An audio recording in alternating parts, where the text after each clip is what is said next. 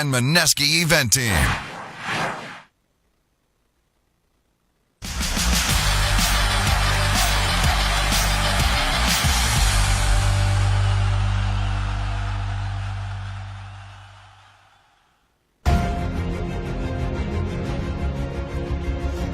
Welcome back to live coverage of ESL One Genting 2018, live from Kuala Lumpur right now, downtown Kuala Lumpur. You can see the Petronas Towers on the screen right now. We are coming to you live from a studio courtesy of our friends at Meneski for the next couple of days as we get through the group stages, but we will be heading up into the highlands very shortly, some 6,000 feet above sea level for the highest esports tournament in the world. I already know what you're thinking, not that kind of high. Calm down. Things going off in the other game right now. Meneski and LFY are also playing in the lower bracket. Meneski lead by a game to 0 in that game as well. So who will go through in these two games? Very nicely poised indeed. Right now we're going to focus here on PENTA versus Evil Geniuses. If you're just joining us, you've missed a stunning display of Dota 2 from the PENTA boys as they take the lead 1-0 in this one, and the draft is just around the corner. We're back with Fog and the Haz here at the desk to take a look at that second draft. Alan, expectations going into game 2? All on the line for EG?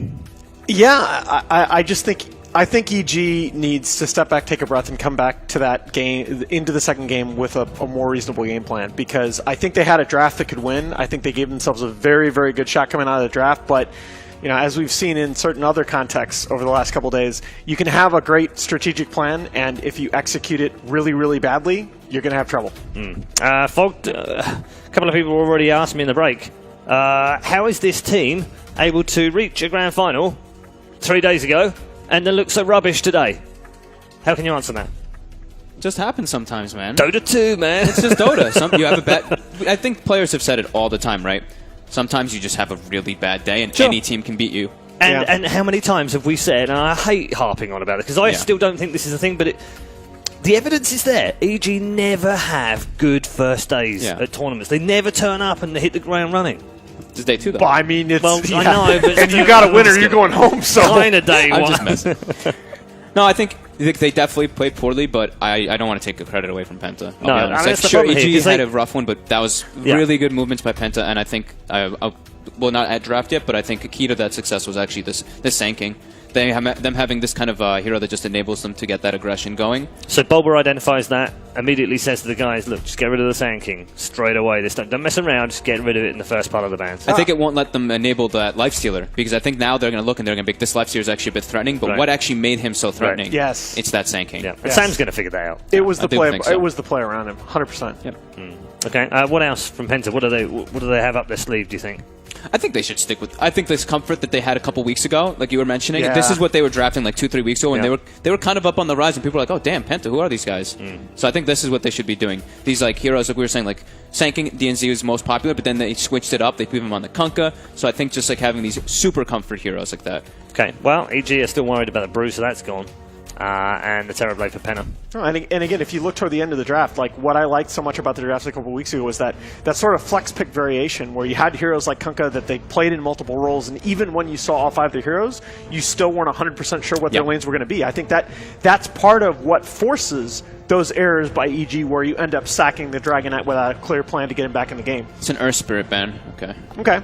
So Tusk is left. I love the fact that you were leaning in towards the TV and squinting to see. That one's a hard one to see. That's easy for me. I can get that one. Oh, it's really? some of the dark ones. I can't tell what that is second down. They took out the Lifestealer instead. Can't see. What is it? Okay. They took out Brew Chaos Knight and Lifestealer. Yeah, CK Lifestealer, and they still take the sanking right away. Anyway. Absolutely. Yeah. Okay. So they, instead of identifying what gave the Lifestealer the game, they've just gotten rid of it so they can stop, because they might have something else that can help it, right? So I think they're going to go right back to I think it was one of the two they had to take out this time around. Yeah. So now Tusk is left ignored. Okay, and they've gone back for the PL, but this time with a Bane. Because Bane was banned in the first 3 the last time. Right. And that, I mean, Bane is a hero that we've been seeing banned a lot because of that impact in the laning phase. Good misery hero as well. Yeah. Actually, one of my favorite Misery heroes, to be honest, from back when he was playing years ago. Yeah, I agree. He's really really very good. disruptive in the lane. I still have more memorable Rubik games from Misery than anything else. Now, I still, my favorite Misery games are always when he's just a lane bully. I think that's when he's at his best. When he's just like, all right, I'm gonna pick this enemy core and I'm just gonna ruin his game. I'm gonna ruin his game. Now, again, you see the left track. Again, a little bit of flex value coming out from Penta early on. They're not sure whether this left is going to be core support. This was kind of, I don't want to call it meta, but it was kind of part of the decision making in the draft process 3 months ago. 5 months ago, even back to TI, some of the teams were already doing this kind of like our first two are flexible. Oh no, this is but in the last couple of weeks, it seems that teams have started to move away from it, and now it's back again. But it always does that. It oscillates. Yeah. I remember when I did a video breaking it down exactly the time that you're talking about, and Milk gave me a ton of crap. He's like, "This is something that we've been doing since back in Dota 1." Admittedly, he did say, that they have been doing it way back, and it comes in and out of favour. But this seems to have changed in the last few weeks. I can't believe I just said Jacob is right on a stream, but you take that back immediately. Yeah. Look at this. EG has a lot of fear against what Penta was playing before. I see what you did there. A lot of fear. Yeah, he came on the screen. Now it's not the word I was going to use, but it just came right in there. Yeah, I know. So they do take out that Kunkka, and I actually wanted to talk about the Kunkka a bit too, because we were talking about how PL, he goes in and he shreds, right, in these fights. Yes. But if there's a Kunkka boat on top and you can survive it, then you start finding out which that real PL is with all that AoE. So that was actually, we were talking about how good Arc was at finding that PL in all these instances of team fights, and I think that helped a lot. What do you make of what do you make of these phase 2 bans from Penta? The Tinker and Nyx ban's not the direction that I necessarily expected them to go. I think they want the OD again. Okay. That's what I was curious about.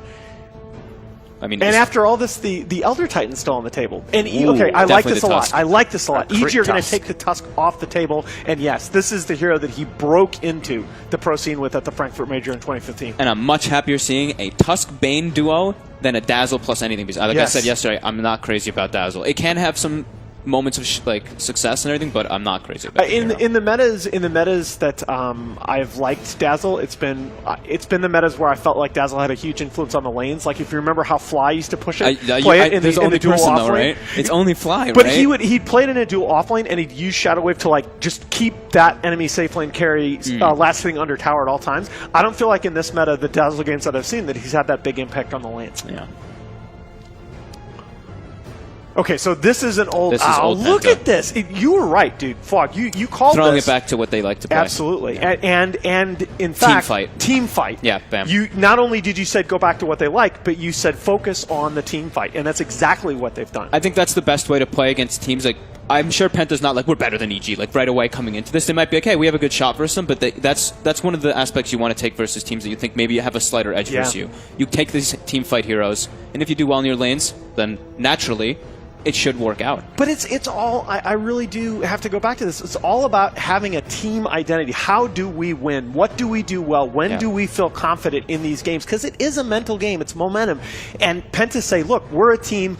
We like to win fights. So I'll ask you another question just because we had Darkseer picked on. Do you like Darkseer? I don't like Darkseer. No, not at all. In this meta, no. But I think it's a hero that can have a really good impact, but I think that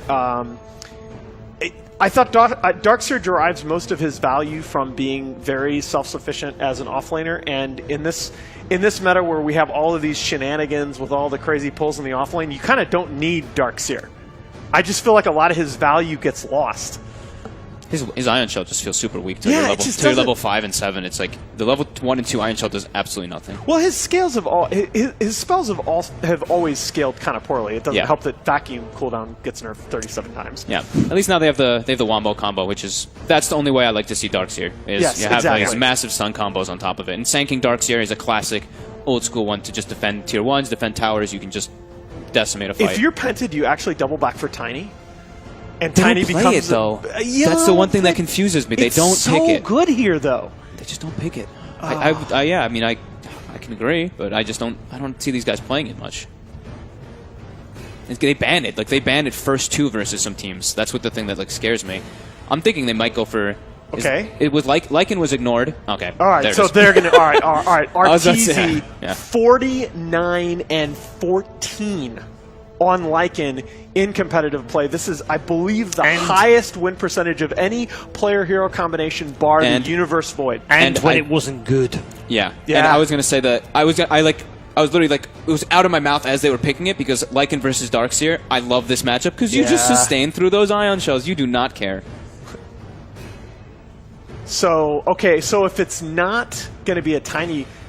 Another hero I don't like in this meta, but I think fits here, is maybe Sven. Sven, yeah. Especially with Darkseer. I think that's the obvious one. Yeah. Okay, all right. And this is something that that Penta have run before. Look at that Wombo combo, too. We got some triple stuns coming out on Penta with a vacuum. There is a Tusk, though. That throws a bit of a change up here, because now if you do want to do those combos, if this Tusk is in a good position, you can just really change the tides of those. I hate that I'm going to be in this situation again now at the end of this draft. That I'm going to be in a situation where I have a bunch of heroes on one side that I don't particularly like, but I got a team that they go well together and knows how to play them. I hate Sven right now. I hate Sven right now. But I think he's really good versus both PL and Lycan. Yes, he has his moments. If you're ahead, I mean, sure, that's the beauty of Dota, of course, but. You know, if PL's super ahead of a Sven, then Sven's bad versus PL, but if Sven's really good over, like, a little bit over a PL, then PL's not good versus Sven. So they do take out that OD anyway from EG, kind of expected. That's a really good ban. Just from the bans that Penta showed, I think you kind of have to. So who's your mid now as Penta? What are you going to go back to? Do you think they don't push this Lush mid? So they banned the CK, didn't they? I don't think they will, but I think it's still an option. Yeah, I actually think with this lineup that you don't need to commit to Corlesh. Oh. Well, they've still got the Omni. Yeah, but you're already Darkseer's already your 3. They didn't ban Medusa either, did they? I mean, you could do something totally stupid and go back for Core Kunkka. That's they do like it. That's just insane. No, because it's banned. Oh yeah, they banned it there. Phase this time, wasn't it, by AG? Along with the Ench. I don't know. What about the Tiny? See, we've talked about that though, and they just don't run it. Oliver's played it. Only once, but still. Table. I so like it. I mean, nothing if you feel confident in it at all, I so really like it. But nothing he plays is left on the table that he plays often. Like, it's either banned or already picked in there, like the CK, the Lifestealer, the Lycan. Those are 3 of his top heroes. I don't know, so he's going to have to play something slightly out of his will. Fox, help me out here, man. I'm thinking. I don't know. I think we said the ones that were like the most obvious ones. They're still genuinely thinking about it. I think they're still debating what they want to do, who they want to core. I guess you could Queen, but she is so bad. Ooh. Oh, well, God, of there, course. Yeah. All right. That's good versus a Lycan. I'm down with it. And they even picked it against Kingwin a couple weeks. Yeah, this is... Yeah. Okay. They're so really allotting on the Sven, though, on Penta. They are, but I feel like they can... I feel like unless the game goes fairly late, they can win without Sven being super huge, if they execute fights like the way they did in the last game. All right. So where did EG go for their offlane? Well, because the puck's EG don't necessarily have to. Okay, they are going to pick a classical offlaner, and now you go back to the question of who's playing what. So I guess Sumail's going to be your Bat Rider. Yeah. Yeah. Sumail Bat. Crit Fear, PL, RTZ. Yeah, it's a pretty standard, I would think. But if Fear PL mid against Timber, sack lane again. Put Bat mid, dual lane off lane with the PL, Lycan safe lane. They're gonna. I feel like I should give you a question that's not related to predicting the outcome of this game, but instead predicting where they lane again. I think Bat's gonna be mid. I think they're gonna try to find where the Timber is, and they're gonna try to get the Bat matchup versus Timber. What does Sumail play then? Sumail plays mid. I will give you $10 if you're right. I'm so. That's actually a really impressive call. I mean, makes sense. Okay. Thanks. There's some cash going to exchange hands or something, so I'm getting out of here very quickly. Let's head back to the commentary team for game number 2. EG all on the line. Or can Penta claim their place in the semi-finals of the lower bracket? Let's find out. Thank you very much, Red Iron. Here we have it, a very exciting game 2 coming up. Yes. And the draft from EG We're seeing the PL again, but we are seeing this sort of change up in the other cores. We have the Lycan and the Bat, and as Fog said, there's a lot of different potential where they could lane this, because we've seen the Sumail Bat in the past, and he can certainly do it. That's all I'm excited for. I just want to see if Fog gets his $10, honestly. That's the real victory of the day here. But Penta looking to close it out, you know? But they're a very different lineup. I'm not excited. Who else picked Sven and Darkseer in 2018 or in 2017? They must be confused. This is... I kind of hope it works because we just don't see it, but at the same time, it's hard to feel super confident in these heroes in this sort of meta. Just no one really plays Sven. I think Darkseer and Sven are the two easiest heroes to hate. I would say a surprising amount of people honestly pick Sven, but then it feels like every time you watch a Sven game, it just feels awful because it has to be so precise. Everything has to go so well. You know, you have to blink in, you have to stun, you have to ulti, you have to get this damage off. You're hitting your Mask of Madness or something, and if anything stops that full initiation from happening, maybe like a snowball or perhaps a nightmare, things, you know, they don't go so well. But. Our previous game, Penta, they played so well around that Lifestealer. They enabled him. They made it so Oliver had this fantastic game. So the question is, can they do it again with what I would say is a much harder hero to make it work? Because if they can, there's other great options. You know, this Warcry, it looks amazing. You want to pick this hero. It feels so good against Lycan all his heroes. Or his summons, rather. So, nice play. Oh, here we go. On to Misery. Stun into stun. Do they have the damage, though? Doesn't look like they do. They'll turn towards more tasty target. Arteezy, he's got to be careful. He'll take quite a bit of a punch. I mean, they're both getting brought down quite low. Rotation comes in from Crit. Shards out onto DNC. Quick Burrow Strike to break himself away. So they won't quite get kills, but at the least they will be able to secure the bounty runes up here still. Misery is looking towards Oliver. We'll continue to chase down the Sven, and we'll see what sort of lanes do come out of this, because at the moment Sven is up towards the top. Yet to see anyone get themselves to the mid lane, so there's going to be a bit of a free opening for Sumail's Bat as he has that first wave to himself. RMM will be turning up alongside the Sven, as it seems, so deciding to bring the Sven into this matchup against the Bat and putting the Timbersaw up towards the top lane. So was this the plan all along, or is this just avoiding a certain matchup? Yeah, this is definitely the way the EG... You know, ideally, they want the Timbersaw up against someone who he punishes. So if you're Arc right now, you know, you want to punish somebody like the Lycan, or you want to punish the PL. So he's happy to be in at least one of those two lanes. And EG, certainly I would say hoping that maybe that it was going to be the Timber mid up against the Bat. See if they make any sort of rotations. But for now, as long as the Timber doesn't have too many levels, he can't do all too much against either Lycan or PL.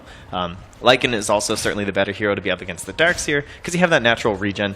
At the start, it's not too much, but once you get second point into the Feral Impulse, he's much like this Timbersaw or this Dragon Knight, where he's pretty sustainable up against the Ion Shells. Let's see how much Oliver can get out of this mid lane. He does have a lot of backup. Iron Man and Boogie will be there to assist him. Sumail has the help of Crit. Yeah, that's a scary combo, man. You know, one of these supports gets stuck inside that little ice shards with all of that fire pouring on top of you, the napalm's raining down. Absolutely, there's definite potential for kills for EG if Penta make a step in the wrong place. Boogie coming back towards mid with this Darkseer. So hang on, is this another bit of a lane switch up? I mean, Oliver going towards top. Boogie is now in the mid lane. I mean, this is... I like how they timed this so that he's rotating along with the bounty runes, trying to grab it as they make the lane switches, so at least it's not totally wasted. And he does get it. A bit of trouble there. We'll turn around and get the two-man stun now. Actually, with the help of RMN, it could be Penta to get the kill. They are going to miss the stun from the Lesh, but they have the Burrow Strike connection, and Penta... They will get themselves their first bird. Trying to set it up nicely here for Oliver, but he can't quite get... Oh no, because they were trying to do that. The first bird actually ended up going to EG as Sumail picks up the Darkseer. So that bit of a hesitation, that trying to be nice to the core, it loses them the first blood. That's pretty brutal. But it's so important. Like, it's so much gold from the kill. So it's still worth it, honestly. But yes, extremely unfortunate for Penta. And well played by Sumail in the mid. And so that means that, they rotate again. They got Fear versus the Ion Shell. Very happy. Oh, the biggest and baddest Wolves. Most pro liking games. Sylar up top. I can understand that. Fear only 26 games, whereas, you know, number 2, Arteezy on the team here. And look at that win rate, too. 77.8. I mean, he had a hell of a time at that here on the pass. He's just a boy that wants to play PL. Yeah. I noticed that his Roman numerals, he's 12, by the way. Oh, is that? I wonder if that's what he's going for. But here we have it. Another kill for Penta. Oliver getting himself away. No, he's not. He's going to be able to break down with the brain set, but does cost him his life. 2 for 1. Trade in the favour of Penta. Actually looking towards Arteezy. Have they got the spells to bring him down? They have one stun. I've got the backup of Crit once again in this thing. So Arteezy will be Burrow Strike. Crit is there. Arteezy getting low. Snowball to buy him time. He'll look for the stun, but the Doppelganger's out just in time. So Arteezy will keep himself safe. Though. Crit, a bit of a different story though. With Oliver turning back into the lane, has the stun. They're looking to dive in one more. They needed a couple more. It's not going to be quite enough. Crit will survive. As they can't quite get the kill, but it will kick in off on that top lane. Yeah, looks like bottom lane we also still have the Timbersaw versus the Bat Rider. So okay. Timber So not getting that punish that he wants. Yeah. So he doesn't even have 2 points in reactive because it doesn't really matter all that much. So he's trying to pressure Sumail. I like that. Takes the 2 points in the chain instead. But Sumail has that early bottle. We've seen this from a lot of offliners lately. You know, especially if you're super mobile or something like this, where you're this Bat Rider who can just like nuke a wave and then go collect those 2 bounty runes. It's so much mana back for yourself if you get both of them like that. And obviously the extra gold from the bounty certainly doesn't hurt. 24, 21, and 20 for the Dire side. Cores looking very good in the lane so far. Let's see how much Oliver can catch up in this top lane. As you say, falling behind in CS on the Sven. Putting some more focus towards helping him with DNZ and RMN sticking around. Yeah, SK and the Leshrac combo. They've got the triple stun. Still lacking sort of the damage at these levels, especially Arteezy now hitting level 5, having that Misery Bane. There's a lot of chances for Arteezy to play himself out of tricky situations. Yeah, it's like they've just been so much more stable on the side of EG. Arteezy's just chilling up top, so naturally you're going to get more CS. You know, you don't have to walk around this whole map. And it's the side of Penta that's been more forced in these rotations. There we go. DNZ looking for the opening. There's the Burrow Strike into the Lesh Stun. This should be a dead. Bane is the damage. Yeah, yes it is. That's Misery down on the Bane. Arteezy will be fine, of course. This is another kill for Penta. These little kills are definitely going to help them step up, as you say, after sort of this moving around, falling behind on CS. If they can get kills with the new lane setups, it's all worth it for Penta. Yeah, but with this setup too, both the supports are engaged up top. You have the Sand King and the Leshrac, so no one's really roaming around, maybe setting up some stacks or something like that. It doesn't look like... well, they might be back in time near the Shrine there too to get a couple more, but certainly the economy game here for Penta that we're going to be watching out for. We want to see that Sven explode up as... yeah, did they make it here in time? Oh, what gamers. Excellently done. Certainly well planned to come back for the Shrine and get that done. I mean, that's the thing about Sven. It's all about execution. It's hitting that timing, and you can't miss it, or the game just feels off. Yeah, I mean, he is one of those heroes that can absolutely flash farm if you can get the stacks up. We'll see if they go for any sort of ancient stacking as well. As it'll certainly help Oliver propel himself to that point in the mid-game where he can be an incredibly dominant force. If he finds the opportunity to move around in the fight, since we said that's already going to be quite tricky with the kiting and control that he can offer. All those bounty runes. Sumail's almost level 7. Like, and he keeps Before, grabbing all of them down there. Top lane, we've got DNZ finding the opening onto Crit. Crit's down. So the problem with these two supports, they can certainly help Arteezy if he gets gone on, but if Penta goes on with the combo onto one of them, they're in trouble. And now Arteezy, he's actually overstepped the mark a little bit. He has got the stick charges. The stun's there from Oliver to hold him back. Crit now back in, looking to roll forward onto Oliver. Setting up onto this Sven. Can they bring him down? Burrow Strike across the DNZ, but it's actually not going to do anything at all because Arteezy can jump forward. Still looking for Oliver. Ironman's trying with the body blocks. Oliver able to turn with the stun. Oliver's going to get out. He's back to safety. DNZ is fine as well as Ironman. And now the rotation's coming from Boogie with the Iron Shards. They're looking for kills themselves. Ice Shards. It's got the raindrops that is going to save the Sand King, and now Boogie just giving them the slow but painful rundown. Arteezy comes back in, throws out the Spirit Lance. Can they kill Boogie? They cannot. Both sides playing around on very low health.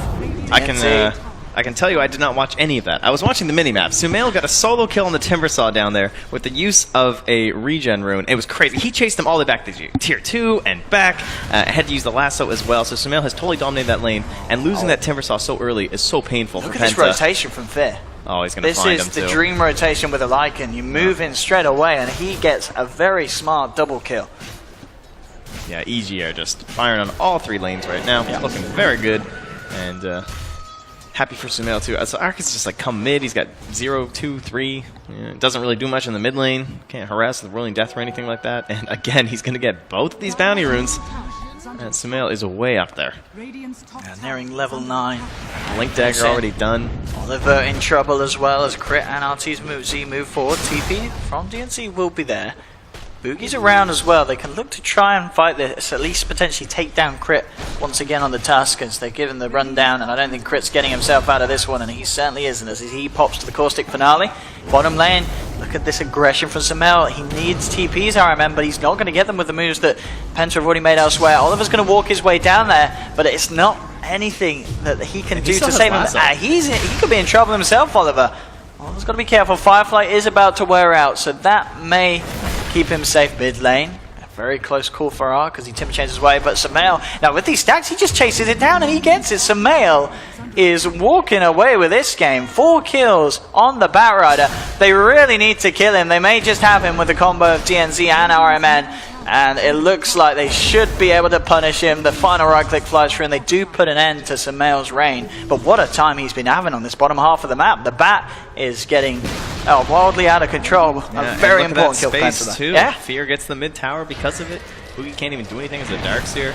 And he's not ready. That's one thing about Darkseer. You know, we talked about the Sven this game, but we mentioned how Darkseer has been a hero that has certainly seen a lot less play over the past year compared to the previous years. You know, that one more vacuum cooldown seemed to just kind of do it, but this build of the Ion Shell and maxing the Surge has become a lot more popular as we start to see him appear a bit more often. But in the end, he's still quite slow. He needs those big items. He needs items that make him feel tanky so that he can survive in the fight. He needs items for some mobility so he can get off good vacuums. Certainly a very greedy guy to have on your squad. Sumail, he's found himself a level 5 Sven. He's going to look to try and play around with it as well as he blinks forward, but it's a bit of a trap. There's 4 heroes on Penta and Sumail. Oh, he had a great start, but that's a second kill that he's given up in quick succession. Fear has come forward. He's looking towards Oliver. Oliver slowed down, turned with the stern onto the army of wolves, and will be able to get himself out of there. But Sumail, as good of a start as he's had, he's got to be careful of giving away these kills because these are some of the higher value kills that Penta could take at this stage. Yeah, he's doing the whole Broodmother Pinata thing down there. You get crazy ahead and everything, you feed a few kills away in a row, and suddenly it's like you were never anywhere up in the first place. So, meanwhile, through all of this, a familiar theme remains from the previous game. Arteezy sits in a lane. Yeah. He has not moved. Yeah, doing a great job at it. Slaying them all. Look at that catapult. Oh, doesn't stand a chance. Oh, God, the bloodshed. And we'll see if he follows through on this. He's actually queuing up the Diffusal Blade first this game, so obviously skipping the Battle Fury that we have seen being pretty much the favourable build among PLs at this moment in this current meta. So we'll see if he sticks through that. And obviously with the Diffusal Blade earlier, that is going to add to his fighting potential, and maybe they realised that was the problem last game. You know, too much time focused on hitting the creeps and not enough time making use of the hero in fights. Bottom lane, another kill for Sumail as he gets himself back on a roll as DNZ is out alone, trying to find that solo XP in that farm towards his first key items. Can't believe they're behind in kills. It's felt like the past couple minutes have just been so much for EG, but just a little bit on the early side for Penta. They took a lot right at the beginning, but EG, of course, getting the more valuable ones as the game progresses. And they will once again march this bottom tower. They had a Dragonite last game. Look at Sumail go in. He's there straight away with the control tower. Remember, it looks like there's just no follow-up. And in fact, Fear, he's now the one in trouble. 4 heroes surround him. Fear's down. And, I mean, Sumail went in, but it looks like Crit didn't want to follow up that deep under the tower. Yeah. And miscommunication, it has to be. Otherwise, Sumail, he wouldn't go for that play if he realized his team was going to bail like that. Felt pretty aggressive when Lycan didn't have his ulti yet either. It was still on cooldown. It just came back up a few seconds ago. So Fear perhaps just not expecting them to be so close. But I will say the aggression in this game has been crazy. Like last game, they had a safe lane Dragonite. Like that's what Fear was playing. And he still hasn't been able to move around to towers or anything like that when he was playing that hero. Now, when you look at this Lycan, he's just all over the place. Trying to create more space for Arteezy, much like last game, but think about how Sumail was farmed and unable to do anything with it before. This is a much better look for EG. It's giving them a bigger lead than they had previously. And there is still that question, though, of just like what can Arteezy actually contribute this game? Will it be something a bit more active, or will he just continue to be this wave clearer? Arteezy closing in on that Diffusal Blade. Oliver and 4 members of Penta, they are looking up towards that top lane. He's struggling. Yeah. He has 3,600 net worth. on a Sven at 13 minutes. His levels aren't looking too hot either. I mean, the thing is, because RTZ is going for the Diffusal Blade build and not the Battle Fury, if this game does turn into a more passive farm fest, if Penta can allow it to do so, Oliver, he can definitely catch up, but you're right, yeah, it is going to take a lot of time. They have 5 heroes that can clear waves on the side of Penta, which is pretty nice. EG have like kind of 3.5, like Tusk is kind of okay, and Bane's pretty awful. And as we can see, just a reminder, at the weekend we will be giving away graphic cards. For those rampages. This won't be a rampage. It'll be possibly 1 kill. Oh, I don't know, he's got the doppelganger, and ooh, that vacuum, it might not just be 1, it may be 2, as they're moving on to Misery. Chris going to be there with the snowball forward. Samael turning up as well, trying to save his teammates. DNC Burrow strikes him very aggressively, and he's going to get gripped up by Misery, so they'll lose the Sand King. But they did get Arteezy. Anytime they can get the chance to bring down a PL, only losing one of your supports, they will absolutely take that. Arg, the bounty rune. Samael does still have a DD, and he may be in trouble here. Yeah, that snowball's going to catch him out. He actually brings down Crit with him, but he does lose his life. And Samael able to pick up a double kill. And still, as we can see, all 3 of EG's cores still top of the net worth this game. Yeah, and I'm sure that's not a feel-good item on Timbersaw. We need to rush Solar Crest first. But in this game against PL and Lycan, there's a ton of value for it. But Timbersaw is not really enjoying that, I would say. You don't get a lot of value for yourself in terms of damage. Oh, look at Samael go. He's trying to set up for more, but he is going deep. He does have fear, though, between the lasso and the right clicks of this wolf. There's no chance for Sven. Oh, the body blocks in the surge. Very nice from Fear. I mean, does he have the follow stun in time? He can't. It lasts so long when it's maxed out. Yeah, a little too speedy. But Samael, I mean, sure, we saw him, he died a couple of times down bottom, but overall this game, he has been doing some massive plays for the side on the bat. I feel like his bat pretty much the sole reason why EG are this 5k lead. He's been making so many aggressive plays this game, and that he was just unable to do on the puck in the last time round. But now on the bat, a bit more of a better solo killing potential, as we've seen with the Firefly and the sticky napalm usage, and the constant way that he's been chasing down heroes. It's cost him his life a couple of times, but overall, strong stuff from the Samael Batrider. It felt like at one point Penta just kind of gave up and let that matchup of the Batrider and the Timber stick, and Samael just abused the hell of it with that bottle. Like, going back and watching that, I think it's going to look like one of the best performances so far in terms of what Samael's been able to achieve in this off-lane maneuver. And he got that 1v1, you know? This is the thing that he's been looking for, trying to find this way where he can, like, outskill, outthink his opponent. And I would say that's exactly what happened here. He had the favorable matchup anyway, but just so much experience from Bounty Runes on a Batrider like that is just absurd. And then able to solo kill the Timber slot after that. NZ, they have the vision, that's the question. Could use some dust, though. There's been a few of these, I will say. You know, all things aside, that might be a good thing to add. They've still got him, though. They have got the Fiends group. Yes, they will be able to catch him, trying to sneak away with the Burrow Strike. Up top, Fear actually looking for a bit of a kill potential to Iron Man, but he's going to back off. A little too scared of what potentially hides behind that Leshrac. Oh, this is the Fear of old, though, man. 16.5 minutes in, 8.3k. Yeah, that's classic Fear. Necro 3, done. So much control over the Roche pit now, too. With that Batrider, they just get a single pick. They can hop in, shred it instantly. Or they can just apply a ton of pressure on any of these tier 2s. I like that circle from Samael. He's just kind of eyeing up that whole area around, like, basically from tier 2 top to tier 2 mid, and then in toward that Radiant jungle. That's where he wants the vision, because that's where he knows these heroes from Penta are going to be lurking, lingering. They want to find some farm for themselves, try and push out waves, and so he wants to get these big jumps with the blink from there. And, I mean, as we've seen, he can kill many of these heroes on his own. If Misery's there with a Fiend script, they can definitely kill any of the heroes on Penta's side. They're stacking the Radiant Ancients. That's how you know this game is not going well. Like, not a good sign. Arteezy with that Diffusal Blade finished. We'll see how he does decide to play it in terms of getting involved. Obviously having the Diffusal in turn instead of the old Battle Fury. Do they have detection? They're only got the snowball across. There we go, that works as well. I just love the Burrow Strike. But EG should be able to chase this with the shards and the Flame Break knockback. DNZ will go down. Another kill for Samael on his Batrider. No need for detection. No, that must just be cheating, I think, you know. And you got to pay 180 for detection. So often you say, okay, well, the kills pay for themselves because you get some gold back. But honestly, if you can just get the kills anyway, that's fine. And mid lane, they're looking for another one, EG. They have the setup, Fiend Scripts there to hold down this big old Timber Saw. He'll be punched up. He's got a little bit of mana left, but it's not enough. He's down. Top lane, Fear actually popping the ult, trying to fight around Boogie and Oliver. Silver will hold down the army. In fact, pops the gold strength to farm those tasty necro. Or at least just the one of them, as it seems. Yep. I like the way Fear just kind of like puts on that pressure, but then he backs away. He doesn't want to commit too hard. He doesn't want to give anything to Sven. They can tell he's struggling. You know, they've had a lot of vision on the Radiant side of the map. They know he hasn't been farming up all that much, and he's still pretty far behind. I would say a decent comeback so far for himself, but nowhere near where Sven wants to be at this point in the game. It's going to take a fair bit of time. The question is if EG are going to give it to them, because already they're 5k in the lead.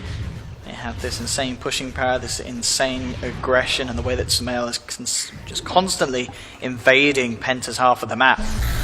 Oh, and it's the 4 gold on the Dire this game, too, for EG. Is the Blink Dagger already done for our Tusk? And that is so huge against Sven. Their big comeback in this game is the Vacuum and the big Burrow Strike. Yeah, they got a Wombo, but it's crit. He's the combo breaker. He's going to blink on in there, throw up a snowball, everyone inside, waste all this time during Sven's ulti. They'll have to be careful about some of the follow-up plays from that, though, because they do have some decent AoE to counter the snowball and everything as they come back out. But overall, I would call that a pretty big win for the side of EG. But at the same time, double blinks. That's the blinks. Yeah, this is this is a massive go time. I mean, they've got level 2 on Oliver. Sure, he's not incredibly farm. Yep. Level 2 God Strength with the combo, you can definitely cut through EG's lineup. You do need a perfect jump in, but with those 2 blinks, that's double the chance of getting those heroes caught out. So we'll see what they can do with this. At the moment, Oliver just pushing out bottom, hoping to sort of bait EG into the neighborhood. This fight is very scary, though, because even if let's say they kill Fear instantly, the catch from the side of EG is very strong. You've got this Blink with a snowball from Crit. Yeah, you've got a Bat Rider who's going to be flying all through. You've got a PL who can keep up very well using the Phantom Rush as well as just Doppelgangers. So they basically want that kill, and they need to like retreat as a unit or like 5-man push and like keep on that aggression. Like keep casting their spells. Don't miss anything, because one slip up and they could be like fully 5-man wiped after even a pick onto Fear, I would say.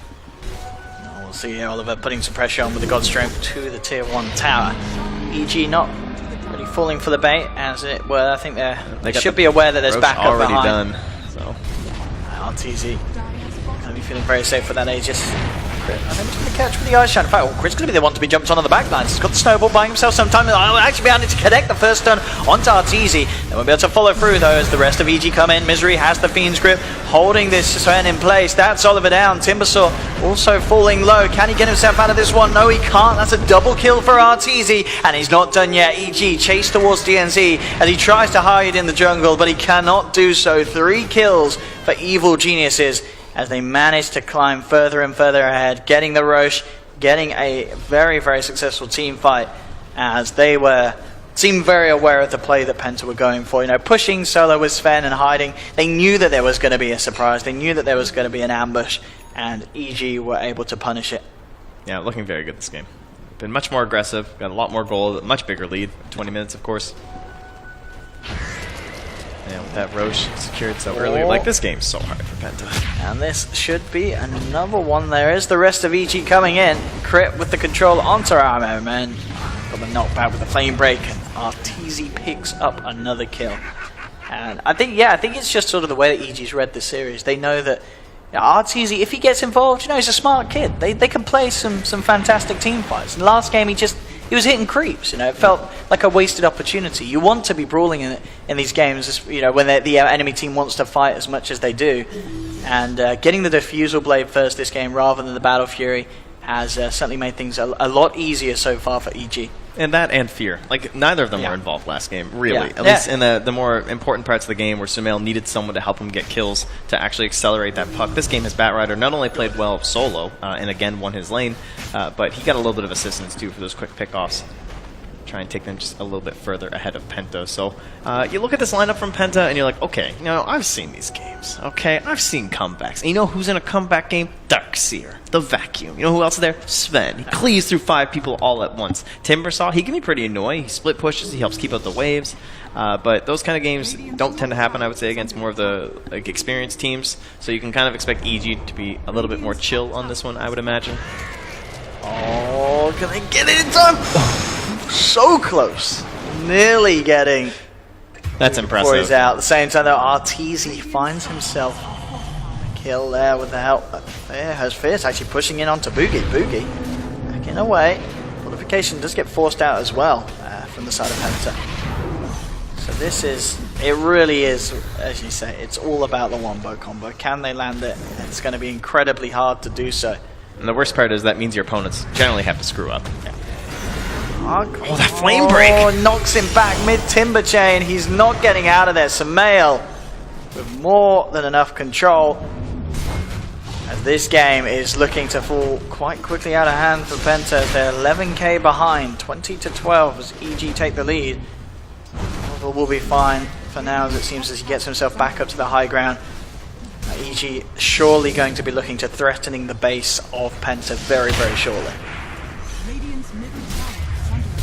What do we have to kind of force them into these poor decisions? We have the double blink, I guess, from the Darkseer and the Sand King, so if there's any sort of a dive from Fear, but he's got that big BKB now too, so the wombo combo, that's a pretty good combo breaker too, I hear. Nice and golden toasty. Quick first strike onto Arteezy, but Penta going to be thinking very hard before making any sort of commitment outside of their high ground now. It's very scary to leave their base. They'll probably back away from the computers again, and they've got the whiteboard, and they're trying to draw up how this is going to work out. You know, one guy's just kind of moving guys around Someone's got to do base, the math. so it looks okay, but yeah, they're doing some serious calculations here as to how they're going to win this one. They should try that DDoS strat. I thought that was looking pretty good from EG. Pretty good, yeah, from EG in game one. They should have continued that strategy. Yeah. Close. Darkseer, what a hero. Nearly Greaves. got the Greaves, hasn't he? I think he pretty much got the money for the recipe on yeah, I believe that's just coming out to him right now. So all the auras, all the buffs for the team. Oliver would love to have his blink as well. That's one thing about getting the combo with the Darkseer and Sand King. Yeah, but the spell in place is not going to do too much. Wolzak's going to be dropped. The stun onto one. He's trying to move forward towards Misery, but the Enfeeble's out. Misery slides himself away. Can they actually kill the Bane? I don't think they can. He turns around. He's got the Fiend Script. Crit's the one to be falling low and Wool. He's actually going to live. They can't quite bring him down, and now the turnaround's going to be there for EG, surely. And Oliver falling low. They do manage to pop the Aegis of Arteezy, but can they actually kill him a second time? They'll get the two-man stun from RMN, and they're simply looking to try and disengage RMN. Can he get out of there? DNZ comes back in with a burst strike. In fact, with the massive amounts of magical damage, brings Sumail very low, but not quite low enough. Sumail's going to survive. There's 4 dead on Penta. None of them have buyback. They'll just tap out. GG is called, and we are going to a game 3 as EG step things up for game 2. And as you say, Arteezy and Fear step it up. Sumail, he had a pretty solid game in game 1, wasn't able to do too much of it because his other cores couldn't really contribute, but this game was an absolute different story. This time, all 3 of them were able to just do so much. He also turned the jersey around the right way this time. That's true. That probably is what really turned this one around, I think. Things.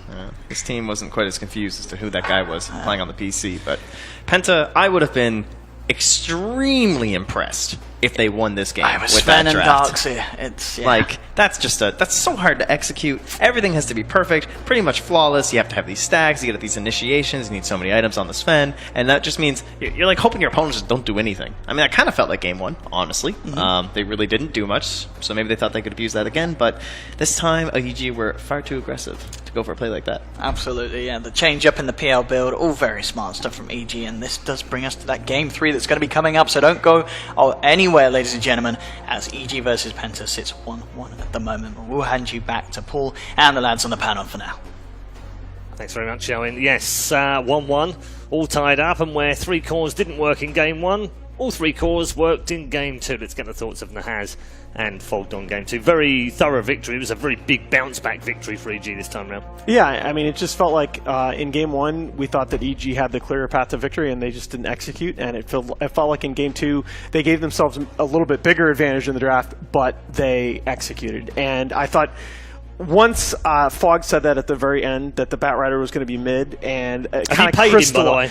Hey, he wouldn't take the money. I declined the money. He wouldn't take it because Good guy, I'm not going to take money from Good him. guy, Fogg. Here was the thing. Once you said that, it just sort of crystallized the lanes for me, and it let me understand that because I was convinced at that point that it was going to be Arteezy PL mid. That it was going to be Fear PL mid. Yeah, and once I realized carry, that Lycan, it was going to be Arteezy, and then it was going to be Fear on the Lycan with that was a very, very favorable Lycan game.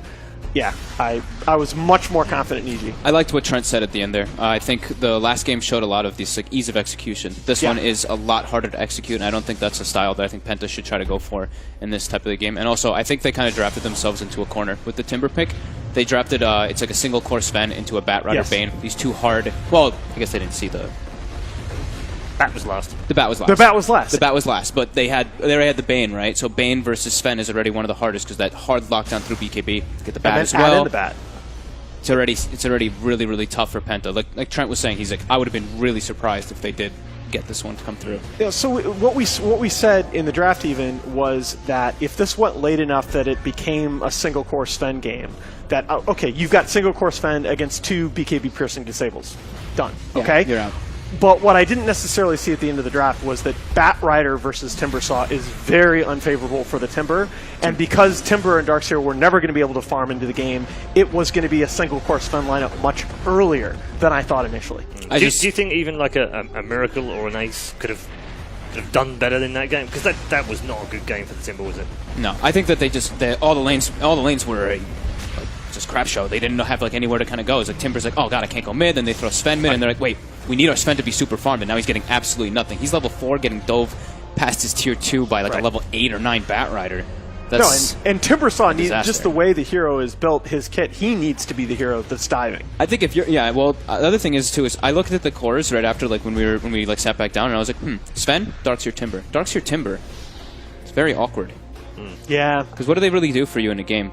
They don't really provide a lot. These two heroes are very weak right now in the patch, and they don't take objectives. All these guys want to do is take these fights, but Darkseer isn't really that great at it. We were talking about like who plays Timber these days, and it is literally Ace now and again, Miracle obviously, but beyond that, not really. Yeah, it's pretty low down there. Very rarely used. So. Especially now too with like, I mean, not just that the hero doesn't give you push or objective taking, it's like Spirit Vessel gets added in and you just get owned by that item. You get no regen at all in these fights. How much of this victory do you give to EG rather than a poorer performance by Penta? Oh, I think this was all about just EG riding the ship. I think this was all about, look guys, we have a lineup we're confident in, we think we've given ourselves a draft advantage, let's just not screw it up. And again, it's little things. It really does come down to little things like Arteezy switching up the item build on the PL. Forget the Battle Fury, right?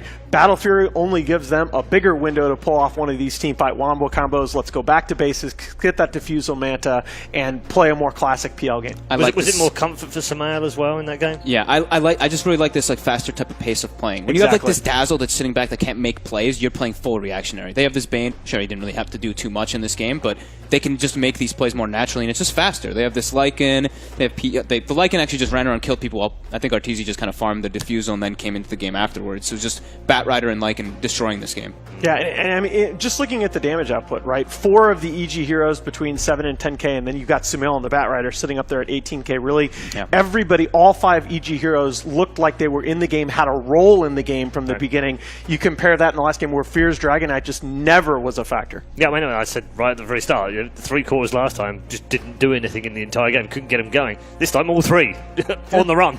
Just taking over the entire game and the net worth. So, good performance. I guess we'll get some thoughts from you fairly shortly. We'll get off to a break in a moment and we'll head into a third game. I can't even believe that this has gone 3 games because when we started this I was told by EG fans admittedly was a straightforward 2-0 stomp for their EG boys. Not so.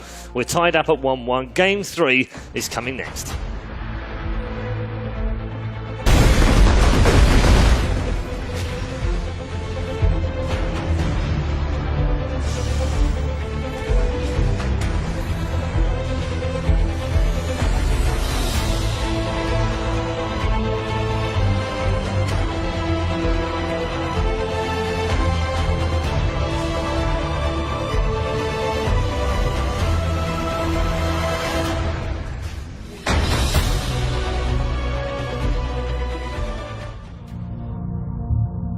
As you get older, life becomes